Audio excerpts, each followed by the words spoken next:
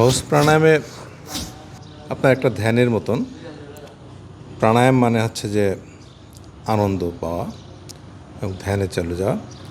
তো এই প্রাণায়ামে আপনার ফুসফুসের ব্যায়ামটা হয়, ফুসফুস সবল এবং শক্তিশালী হয়, যক্ষ্মা রোগ হতে পারে না। এছাড়া কফ বা যত রকমের ফুসফুস সংক্রান্ত যত রোগ ব্যাধি আছে তা থেকে ফুসফুসকে নিরাময় রাখে। এটা শ্বাসতন্ত্রেরও একটা গুরুত্বপূর্ণ প্রাণায়াম। এটা হচ্ছে সহজ প্রাণায়াম। 3 রকমের সহজ প্রাণায়াম আছে। আমরা এখানে একরকম সহজ প্রাণায়াম করেছি। আমরা পদ্মাসনে বসে নাক দিয়ে শ্বাস নিয়েছি, ধীরে ধীরে আরও ধীরে ধীরে মুখ দিয়ে শ্বাস ত্যাগ করেছি। এ সময় আমরা প্রকৃতির সান্নিধ্য লাভ করার চেষ্টা করেছি, আমরা মহান আল্লাহর সান্নিধ্য লাভের চেষ্টা করেছি। এটা মানুষকে এক ধরনের ঐশ্বরিক আনন্দ দেয়, এক ধরনের আধ্যাত্মিক অনুভূতি এনে দেয়। চমৎকার একটি আসন। এরপর আমরা করেছি কপালভাতি। এটাও শ্বাসতন্ত্রের গুরুত্বপূর্ণ আসন।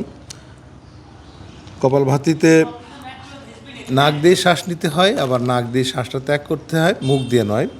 এটা খুবই গুরুত্বপূর্ণ আসন। এটায় কফের দোষ, যাদের কাশি থাকে বা দীর্ঘদিন ধরে ক্রনিক কফ হচ্ছে তাদের জন্য খুব উপকারী। যাদের সর্দি হয়, সাইনাসের সমস্যা, এগুলো দ্রুত সেরে যায়।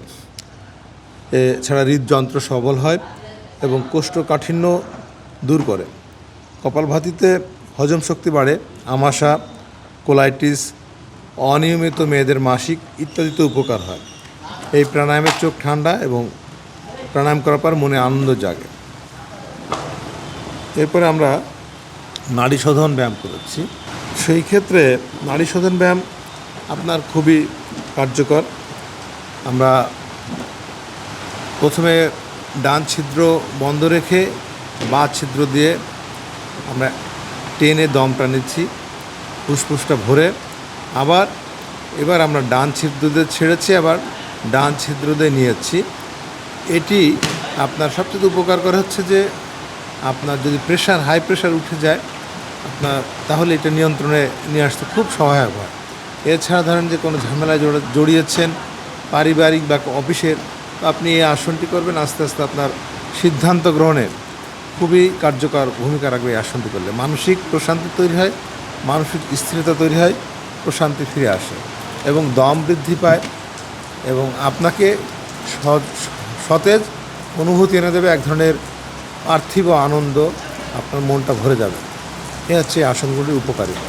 এবং আপনি রেগুলার এই আসনটি করলে আপনি সবসময় সুস্থ থাকবেন, সবল থাকবেন, সতেজ থাকবেন। ধন্যবাদ।